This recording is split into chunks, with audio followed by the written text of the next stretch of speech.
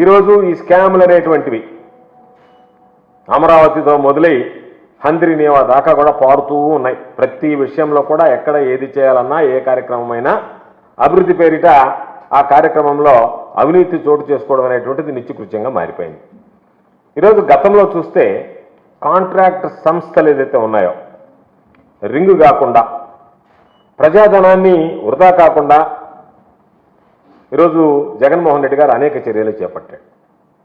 వాటన్నిటికీ ఈరోజు దాదాపుగా మంగళం పాడి కాంట్రాక్ట్ సంస్థలు రింగ్ అవుతున్నాయి, ప్రజాధనం వృధా అవుతుంది.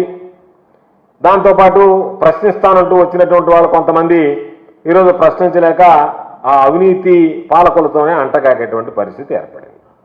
ఈరోజు పరిస్థితి అందరి కాడికి దోచుకోవడం, ఆ దోచుకున్నది మొత్తం దాచుకోవడం అనేటువంటి సిద్ధాంతం మీద పనిచేస్తున్నారు తప్ప ప్రజల అభివృద్ధిని గురించి కానీ సంక్షేమాన్ని గురించి కానీ ప్రజల యొక్క ధనాన్ని గురించి ఏ విధంగా మనం బాధ్యతగా వ్యవహరించాలి, కస్టోడియన్స్గా వ్యవహరించాలి అనేటువంటి కనీస విషయాలని ఈరోజు దృష్టిలో పెట్టుకునేటువంటి పరిస్థితులు లేదు.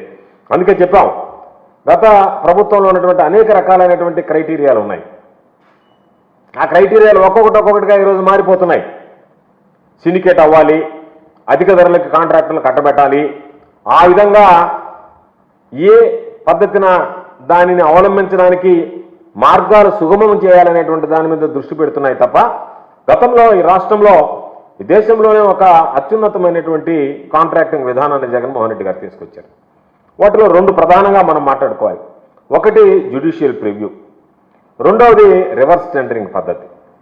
ఈ రెండింటిని కూడా చంద్రబాబు నాయుడు ప్రభుత్వం రాగానే ఏదైతే ప్రజాధనం దుర్వినియోగం కాకుండా ప్రజాధనాన్ని కాపాడడానికి, కాంట్రాక్టుల మధ్య పోటీతత్వం నెలకొల్పడానికి, రింగు కాకుండా అవినీతికి పాల్పడకుండా ఉండడానికి జగన్మోహన్ రెడ్డి గారు ప్రభుత్వంలో తీసుకొచ్చినటువంటి జ్యుడిషియల్ ప్రివ్యూ ఏదైతే ఉందో దానిని అటకెక్కించారు.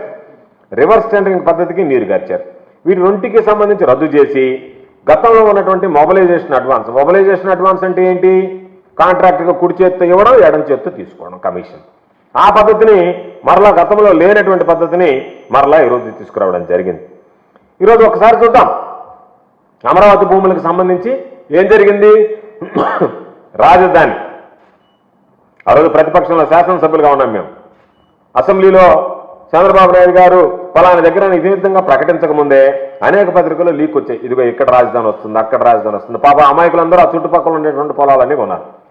ఒక పక్క వ్యాపారస్తులు రియల్టర్ల దృష్టి మరలించి, మరో ప్రక్క ఎక్కడైతే మీరు అమరావతి పెట్టాలనుకున్నారో అక్కడ ఇన్సైడర్ ట్రేడింగ్ ప్రారంభించి అక్కడ ఉన్నటువంటి వాళ్ళని, నీకు సంబంధించినటువంటి వాళ్ళు, ప్రభుత్వంలో ఉన్నటువంటి వాళ్ళు, పాలకులు నేరుగా వాళ్ళకి సన్నిహితులు, శ్రేయోభిలాషులు, బంధువులు అందరికీ ఎక్కడ అమరావతి అనేటువంటిది వస్తుందో చెప్పి వాళ్ళ ద్వారా భూములు కొనించి ఈరోజు ఆ భూములకు సంబంధించి రాజధాని ప్రాంతంలో భూములకు సంబంధించి ఈరోజు ఒక్కసారి చూస్తే ఆ రోజు కొన్నటువంటి భూముల విలువ ఈరోజు అక్కడే అమరావతి ఏర్పాటు చేశారు. చెప్పడానికేమో రకరకాలుగా చెప్పారు. ఒక లీకులు ఇచ్చారు, తర్వాత ఒక ప్రదేశాన్ని ఎంపిక చేశారు. ఆ ఎంపిక చేసినటువంటి ప్రదేశాన్ని మీకు సంబంధించినటువంటి వ్యక్తులకు ముందుగా చెప్పారు, వాళ్ళ చేత భూములు కొనిపించారు. ఈరోజు దాదాపుగా 100 రెట్లు ఈరోజు అక్కడ ఉన్నటువంటి భూముల రేట్లు పెరిగాయి. అంటే మీకు సంబంధించినటువంటి ప్రతి ఒక్కరు కూడా కుబేరులుగా మారిపోయారు మీరు తీసుకున్నటువంటి నిర్ణయం వల్ల. ఈరోజు ఒక్కసారి చూస్తే పాపం ఆ లబ్ధి అక్కడ ఉన్నటువంటి రైతులు కరగలేదు. ఎందుకంటే వాళ్ళు భూములన్నీ కొనేసుకున్నారు. చౌకగా కారు చౌక కొనేదే పాపం కొట్టేశారు, కొన్ని కొనేశారు, కొన్ని లా చేసుకున్నారు, కొన్ని బెదిరించి బ్లాక్మెయిల్ చేసి పీకేసుకున్నారు, రకరకాలైనటువంటివి చేశారు. ఆ లబ్ధి రైతులకు జరగలేదు. కానీ పాపం అక్కడ తరతరాలుగా కనిపెట్టుకున్న ఆ భూములను నమ్ముకున్నటువంటి వ్యక్తులకి ఈరోజు మాత్రం ఆ లబ్ధిని తెలుగుదేశం పార్టీ 2014-19లో ఎవరైతే ఆ రోజు పాలకులు ఉన్నారో వాళ్ళకి సంబంధించినటువంటి వాళ్ళ యొక్క ఆలోచన ప్రకారం వాళ్ళు ఎవరికైతే కట్టబెట్టాలో, ఎవరికైతే అధికారం అప్పచెప్పాలనుకున్నారో వాళ్ళందరికీ కూడా అవన్నీ అప్పచెప్పి దాదాపుగా ఈరోజు 100 రెట్లు పైన ఆ భూములు పెరిగి వాళ్ళు కుబేరులుగా మారిపోయేటువంటి పరిస్థితి ఏర్పడింది. ఇప్పుడు అది ఆ అవినీతి వ్యవహారం ఏదైతే ఉందో అది అంచెలంచెలుగా ఈరోజు మరలా అమరావతి నిర్మాణం పేరుతో కాంట్రాక్టుల దగ్గరకు వచ్చింది.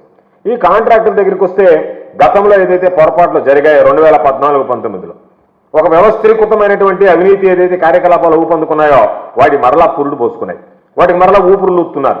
అవి మరలా తీసుకొచ్చారు. తమకు సంబంధించినటువంటి కాంట్రాక్ట్ ఏజెన్సీలన్నీ తీసుకురావడం, వాటిని సిండికేట్ చేయడం, వాళ్ళకి సంబంధించినటువంటి వాళ్ళకి పనులు అప్పచెప్పడం, వాళ్ళకి పనులు ఇవ్వడం, వాళ్ళకింత, దాని ద్వారా వచ్చేటువంటి దాంట్లో మాకింత అనేటువంటి దాని ప్రకారం జరుగుతుంది తప్ప ఎక్కడా కూడా ఈరోజు పారదర్శకంగా జరిగేటువంటి పరిస్థితి లేదు. ఎందుకు చెప్తున్నాం? చంద్రబాబు గారి హయాంలో పట్టిసీమ టెండర్ జరిగాయి. పట్టిసీమ టెండర్లో దాదాపుగా ఆ రోజు 258 కోట్ల రూపాయలు లూటీ చేయడం జరిగింది. అసెంబ్లీలో జగన్మోహన్ రెడ్డి గారు మాట్లాడారు, పదే పదే ప్రస్తావించాం. అదేవిధంగా మేము మాట్లాడమే కాదు, 2017-18లో కాగు కూడా దీన్ని కడిగేస్తూ ఈ జరిగినటువంటి అవినీతిని మొత్తం వివటంకిస్తూ ఒక నివేదిక కూడా ఇవ్వడం జరిగింది. అదేవిధంగా వైకుంఠపురం బ్యారేజ్ పనులు 400 కోట్లు పెంచి దాదాపుగా 13.19% అధిక ధరలకి నిబంధనలకు విరుద్ధంగా ఆ కాంట్రాక్ట్ దారాదత్తం చేసి దాని ద్వారా లబ్ధి పొందడం జరిగింది. అదేవిధంగా పోలవరం హెడ్ వర్క్స్కి సంబంధించి జల విద్యుత్ కేంద్రం పనులుంటే వాటిని నమోదుగా కంపెనీకి 4.8% అధిక రేటుకి ఇచ్చి 3,216 కోట్ల రూపాయలు ఆ రోజు వాళ్ళకి అప్పగించడం జరిగింది చంద్రబాబు నాయుడు గారు ముఖ్యమంత్రిగా ఉన్న గత ప్రభుత్వంలో 2014-2019 మధ్య. అందుకని ఇప్పుడు మరలా అదే రీతిలో ఏదైతే గతంలో కాంట్రాక్టర్లను అడ్డుపెట్టి ఖజానాను దోచారో అదేవిధంగా మరొకసారి కాంట్రాక్టర్లను అడ్డుపెట్టి ఖజానా దోచుకునేందుకు సిద్ధమవుతున్నారు. దానివల్లనే ఈ రివర్స్ టెండరింగ్ అని జ్యుడిషియల్ ప్రివ్యూ పద్ధతులన్నిటికీ మంగళం పాడారు. ఈరోజు వైఎస్ఆర్ కాంగ్రెస్ పార్టీ ప్రభుత్వంలో సిస్టమ్ ఉన్నది, జ్యుడిషియల్ సిస్టమ్ ఉంది. జ్యుడిషియల్ సిస్టమ్ ఏంటి? ఒక హైకోర్టు న్యాయమూర్తిగా పనిచేసినటువంటి వ్యక్తి ఈ కాంట్రాక్టులన్నింటినీ పరిశీలించేవాడు. ఏదైనా తప్పులుంటే ఆ కాంట్రాక్ట్ వెనక్కి పంపించేవాడు. ఆ కాంట్రాక్ట్ అప్లోడ్ అయ్యేది కాదు. అది ఎవరు కాంట్రాక్ట్ అసలు అప్లోడ్ కూడా అయ్యేది కదా. కాంట్రాక్ట్లో ఏదైనా తప్పులుంటే ఆ తప్పులో వెనక్కి పంపిస్తే అంటే ఏదైనా న్యాయపరమైనటువంటి అంశాలు కానీ భవిష్యత్తులో ఏదన్నా ఇబ్బందులు కానీ లేదా వాటికి సంబంధించి ఎవరికన్నా ఆయోచితమైనటువంటి లబ్ధి చేకూర్చేటువంటి విషయాలు ఉంటే వాటిని అన్నింటిని కూడా పరిగణలోకి తీసుకుని దీనివల్ల ఇది నష్టం జరుగుతుంది, దీనివల్ల ఇదిగో ప్రజాధనం వృధా అవుతుంది అని చెప్పి వాటిని వెనక్కి పంపించేటువంటి పద్ధతి ఉండేది. వాటన్నిటిని క్షుణ్ణంగా పరిశీలించి మరలా పంపిస్తే ఆ తప్పులన్నీ సరిదిద్దుకున్న తర్వాత ఈ కాంట్రాక్ట్ ఇచ్చేటువంటి పద్ధతిలో ఎవరికీ నష్టం జరగటం లేదు, ప్రజాధనం దుర్వినియోగం కాదని ధృవీకరించుకున్న తర్వాతనే ఆ న్యాయమూర్తిగా వ్యవహరించినటువంటి వ్యక్తి ఆ జ్యుడిషియరీ సిస్టమ్ ప్రివ్యూకి ఉన్నటువంటి వ్యక్తి దానికి ఇస్తేనే అప్పుడే దానిని కాంట్రాక్ట్లో అప్లోడ్ చేసేటువంటి పరిస్థితి ఉండేది టెండర్ అని. దాన్ని రద్దు చేసేశారు.